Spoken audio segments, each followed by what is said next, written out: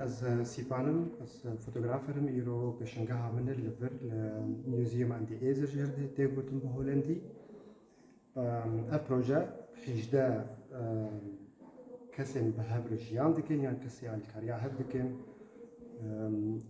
وکم بیشن ازمونا دکسانه به هفر کار دکن و تجربه وان ما بدنگ کشاندیه و جیوک آوان هاتی نفساندن. حمود وی بروشوری دیه بروشور به 4 زماناتی پیدا کردن به هولندی، فرانسی، انگلیزی و آلمانی. پروژه حتاسی ماه سپتامبری بردوام دکی ایرو روزا یکمه ام بیشن سیه ماه بینجا متکارن لفل تماشا بکن و آنا کاری جام هفرم حرکی لویلا یابنار.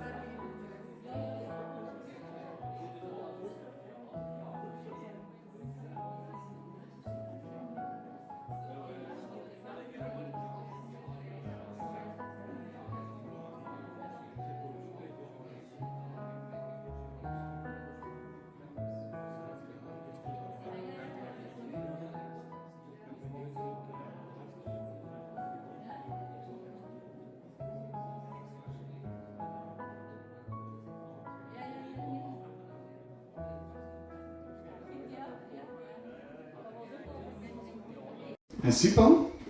Ja? Ja, ik ben Sipan, ik woon hier bijna 9.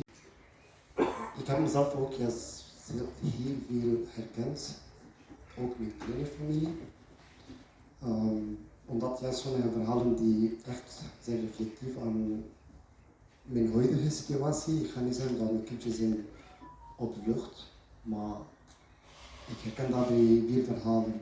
Maar wat heb ik beseft dat iedereen van ons heeft zijn eigen bagage en die loopt met. En ik heb het beseft dat als er iemand vraagt hoe gaat het met jou, alles goed, je gaat vragen ja, maar probeer maar om het de tweede keer te vragen, maar echt hoe gaat het met jou. Dan die bagage opent en je gaat alles zien. Omdat ja, op de tweede keer die andere, ja, die gevraagde persoon, ga je weten dat het is echt mysterieus dat je vraagt. Omdat moet je...